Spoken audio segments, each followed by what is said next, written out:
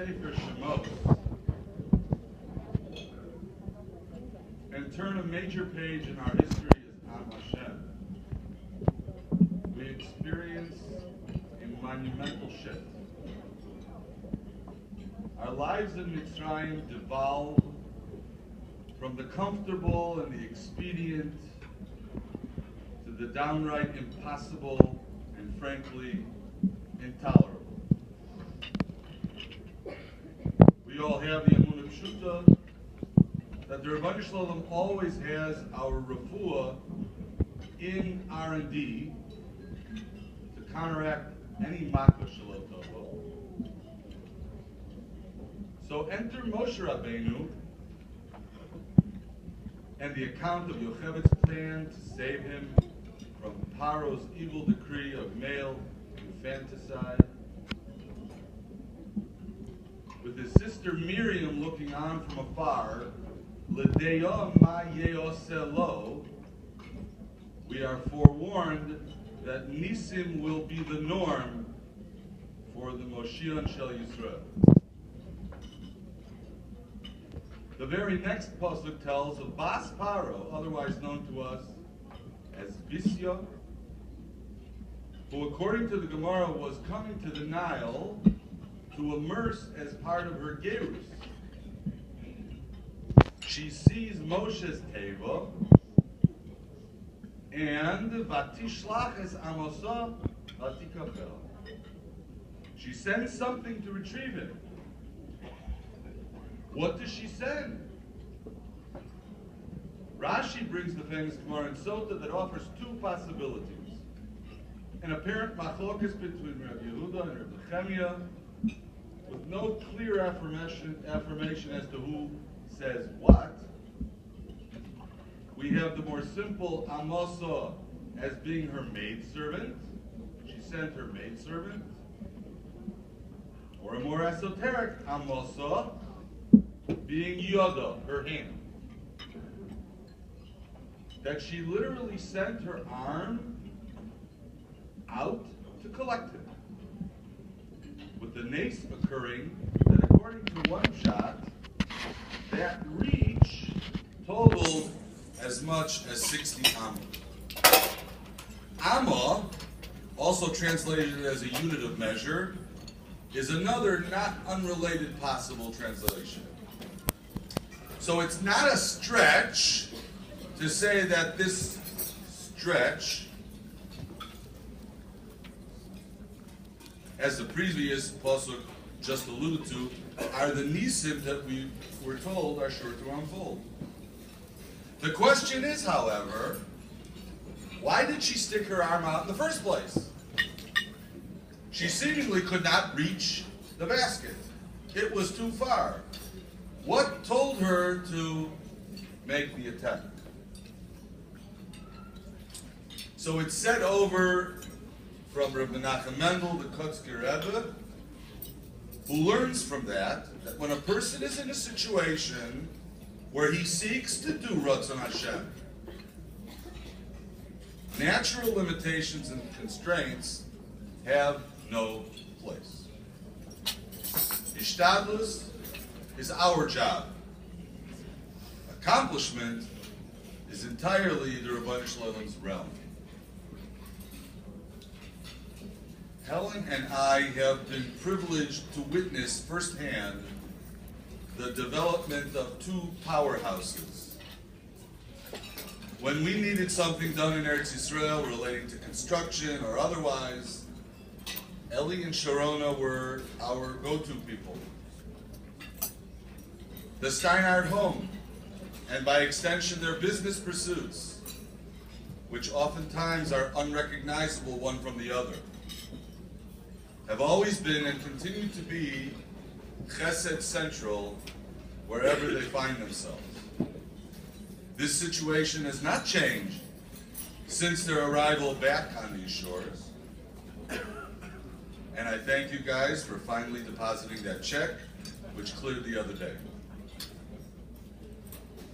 Until tonight, most of you, and this is fitting, and probably as it should be, have no idea the level of personal involvement they aspire to, as it relates to our school, as well as to other endeavors.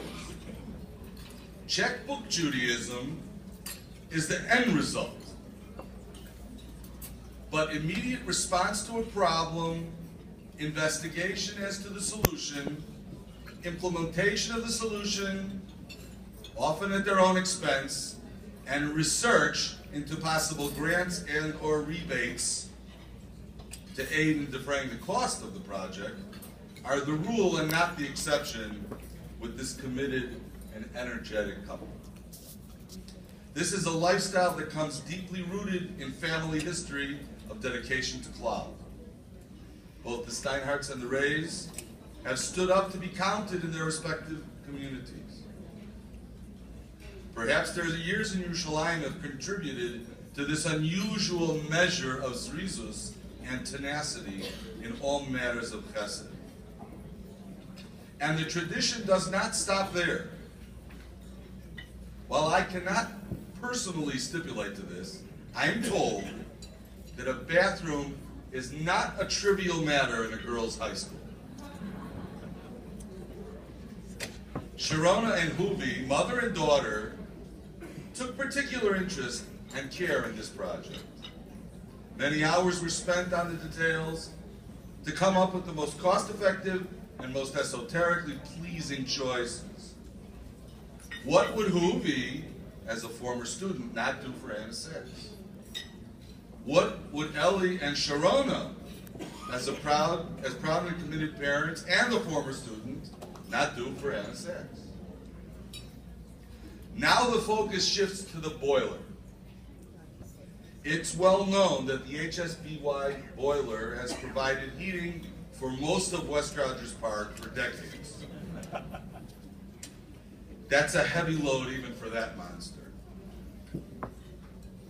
From the sets for Erev Shirah to 8th grade fair, Regesh and Geo, Ellie, Sharona, and Steinhardt builders are always there. This, by any measure, is called leading by example. And while maintaining a mastery of self-deprecation and the art of never taking oneself too seriously. There's a quote that's attributed to a not unfamiliar former Chicago sports figure. Some people want it to happen, some wish it would happen, and others make it happen. There is even an addendum that some attribute to the same person, which continues, and others still stare at the ceiling and wonder what happened. However, this addendum, while cute, has it seems to have a lack of besora. In any case, and according to either version, Iker Chosim and HaSefer, the aforementioned athlete, who was not known for passing the ball, completely passes on the notion of Siyata D'Shmaya. A careful look at this year's playbook reveals the fact that nothing happens without Siyata D'Shmaya. Any one of us, anyone can take part, each in their own way. A willingness to do Ratzon Hashem plus Ishtadlus, and you have the formula for Nisan to occur. This mishpacha is witnessing them as we speak. May it be the Rebbeinu Shalom's will that we are all sent the Nisim and the Refuos that we require. We all wish the both of you continued nachas from all your children, with a special Mazel Tov mention upon Esti's graduation this year. And speaking of Huvi and Esti, they will now present their mother with a Sefer Tehillim as a meaningful token of our gratitude.